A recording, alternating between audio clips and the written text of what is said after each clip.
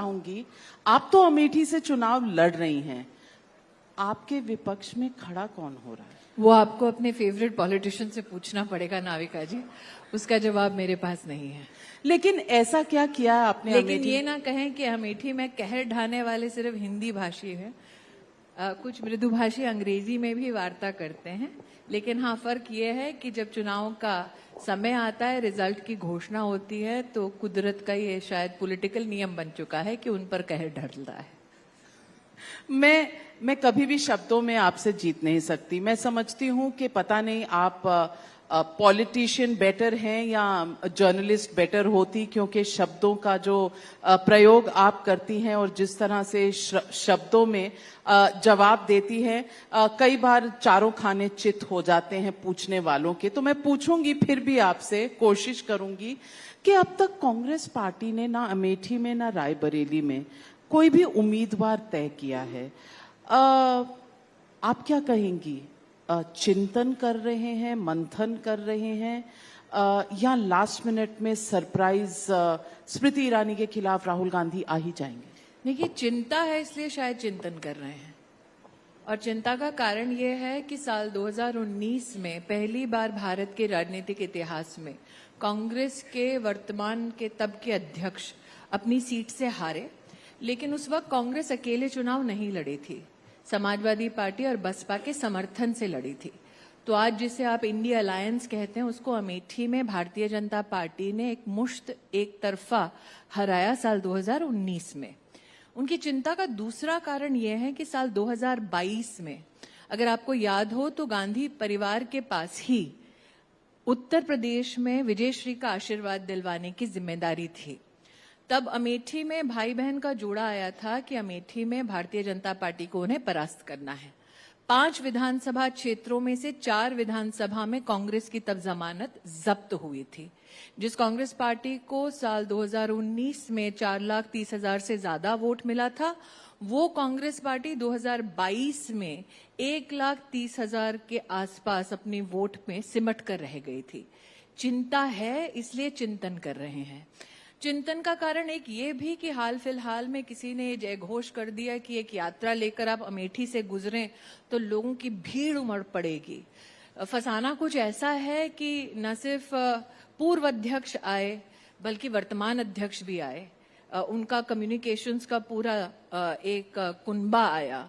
कुछ ऐसे नेता भी आए जो कसीदे पढ़ते हैं खानदान के, और जब वो आए तो उनको समझ में आया कि जनता तो क्या, उनके कार्यकर्ता स्वयं उनका स्वागत करने नहीं पहुंचे थे।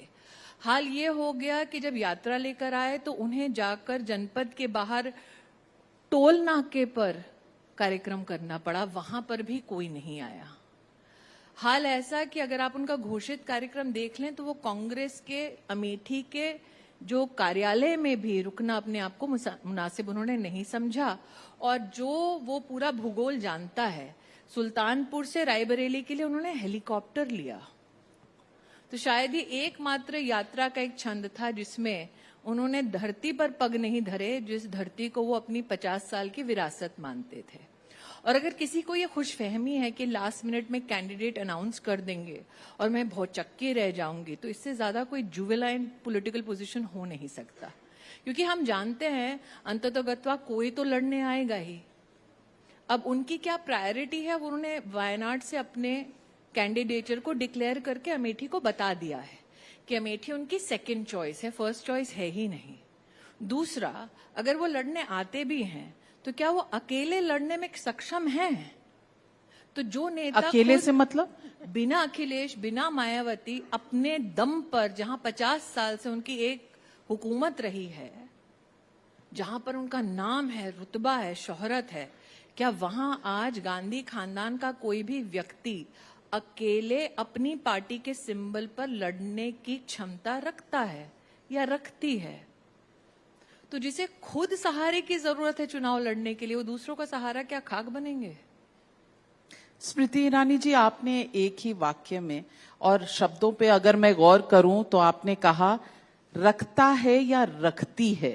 ये रखती में आपने, क्योंकि मैं नहीं जानती वो किसे अनाउंस करना चाहते हैं, तो जिसका जेंडर पता नहीं, जिसका नाम पता नहीं, उसके संदर्भ में और क्या बोलूं? अच्छा, ये आपने प्रियंका जी के बारे में नहीं कहा? मुझे नहीं पता लेकिन इतना जरूर पता है कि भारत के राजनीतिक इतिहास में पहली बार हुआ है कि अमेठी लोकसभा सीट से कैंडिडेट अनाउंस करने में कांग्रेस को इतना डर लग रहा है। ये तो सही है। स्मृति ईरानी जी, सवाल आपसे ये भी पूछूंगी कि अमेठी में और रायबरेली में आपने कांग्रेस के जितने रीजनल उनके ऑफिस बेरर्स थे उन सबको तो बीजेपी में ले लिया। आपका बल्कि आजकल एक कैंपेन भी चल रहा है, सब पार्टियों से अपनी पार्टी में लोग ले रहे हैं। चाहे हिमाचल कांग्रेस हो, वहां से 6 एमएलए आपने इंपोर्ट कर लिए, 3 इंडिपेंडेंट इंपोर्ट कर लिए, रोज सुबह शाम किसी की ज्वाइनिंग होती है, कभी कोई आम आदमी पार्टी से आता है, कभी कांग्रेस से आता है। कुछ लोग सोशल मीडिया पे ये कहते हैं कि कांग्रेस मुक्त भारत तो बाद में होगा, लेकिन बीजेपी मुक्त बीजेपी ना हो जाए, सब दूसरी पार्टियों के आ जाए। भारतीय जनता पार्टी में जब अमित शाह जी हमारे राष्ट्रीय अध्यक्ष थे तो 12 करोड़ से ज्यादा हमारा सदस्यता का अभियान था। तो जिस पार्टी की कुल संख्या 10 करोड़ से ज्यादा हो कार्यकर्ताओं की, उस पार्टी में अगर दूसरी पार्टी के पॉलिटिकल कार्यकर्ता आना चाहें, नाविका जी, ये साधारणता नहीं होता कि हर व्यक्ति राजनीति में आता है इस मंशा के साथ कि मैं अपनी पार्टी बदल दूंगा या अपनी आइडियोलॉजी बदल दूंगा। कहीं ना कहीं एक हताशा का माहौल होता है कि मैं अपने राजनीतिक दल में जिस राष्ट्रीय या फिर सामाजिक लक्ष्य के साथ जुड़ा या जुड़ी थी, उस लक्ष्य की पूर्ति नहीं हो पा रही, मेरे नेतृत्व में उतनी क्षमता नहीं है, इसलिए उनका रुझान उस नेतृत्व की तरह निश्चित होता है जो वो दमखम रखता है नेशनल इश्यूज पे या प्रदेश के इश्यूज पे या फिर कुछ सामाजिक विषयों पर डिलीवर करना ऑन गवर्नेंस। तो अगर नरेंद्र मोदी के नेतृत्व को देखते हुए कुछ लोग आना चाहते हैं तो क्या ये उनका लोकतांत्रिक अधिकार नहीं है? लोकतांत्रिक अधिकार है, लेकिन मुख्यतः ये कहना कि हम भाजपा के स्वाभाविक कार्यकर्ताओं और उनके कार्यशैली से पूरी तरह से विमुक्त हो जाएंगे, ये मुझे लगता है कि थोड़ा फूलहाडी होगा, क्योंकि हम देश के नहीं विश्व की सबसे बड़ी राजनीतिक पार्टी हैं। आज चिंता उनको करनी चाहिए जिनका अपना घर वो समेट नहीं पा रहे, जो स्वयं राष्ट्र के उन्नति के लक्ष्यों तक ना पहुंच पा रहे हैं, ना कोई दर्शन दे पा रहे हैं। ये उनकी चिंता का विषय है, हमारा नहीं। आपने कहा अगर गांधी खानदान दिल्ली में होता तो क्या वैक्सीन लगती, अगर गांधी खानदान दिल्ली में होता तो क्या राम मंदिर बनता, अगर गांधी खानदान होता तो क्या 370 हटता। कांग्रेस ने जवाब में कहा है कि मोदी सरकार के रहते चीन हमारी जमीन कब्जा करके बैठ गया है, मोदी सरकार के रहते रोजगार कहाँ है, मोदी सरकार के रहते सामाजिक न्याय नहीं हो सकता क्योंकि वे जाति नहीं गिन रहे, मोदी सरकार के रहते लोकतंत्र नहीं बच सकता क्योंकि ईडी सीबीआई जैसी संस्थाएं उनकी नजर में वसूली भाई हैं। आप क्या जवाब देंगे? क्योंकि बहुत सारे सवाल किए हैं तो मेरे 3 सवालों का तो जवाब ही नहीं दिया। क्या गांधी खानदान होता तो राम मंदिर बनता? नहीं बनता, क्योंकि गांधी खानदान सत्ता में था और उन्होंने ही एफिडेविट दिया था कि भगवान राम का कोई अस्तित्व नहीं है। क्या गांधी खानदान होता तो धारा 370 हटती? गांधी खानदान था तब धारा 370 नहीं हटी, और जब नरेंद्र मोदी धारा 370 हटा रहे थे तब गांधी खानदान के ही नुमाइंदों ने कहा कि धारा 370 हट नहीं सकती, मोदी ने हटाकर दिखाया। जब गांधी खानदान था तब क्या कोविड जैसी विषम परिस्थिति आई? नहीं आई। कोविड जैसी विषम परिस्थिति भगवान की कृपा है तब आई जब नरेंद्र मोदी जैसा नेता था जिसने न सिर्फ वैक्सीन को हिंदुस्तान में बनाने के लिए प्रोत्साहन दिया हमारे साइंटिफिक समुदाय को, बल्कि साथ ही हिंदुस्तानियों तक वैक्सीन पहुंचाकर उन्होंने 160 देशों में वैक्सीन मैत्री का प्रमाण दिया। गांधी खानदान जब था तो क्या हम इंटरनेशनल बाजार में वैक्सीन की लाइन में लगते थे। ये सत्य है, इसको आप कैसे झुठला सकते हैं?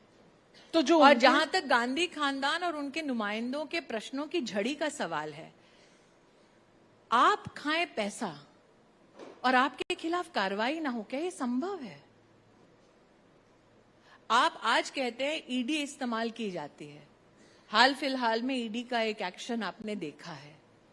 ईडी के उस एक्शन से पहले सीबीआई का एक केस सुप्रीम कोर्ट के सम्मुख प्रस्तुत हुआ दिल्ली की शराब पॉलिसी के संदर्भ में।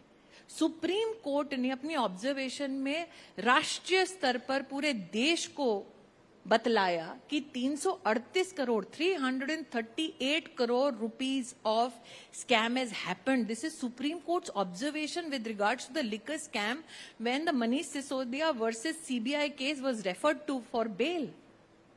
Is the Congress party of the opinion that the Supreme Court of India is taken an anonymous position? Supreme court ने तो एविडेंस देखकर अपनी ऑब्जर्वेशन दी होगी ना, तो क्या सुप्रीम कोर्ट भी गलत है?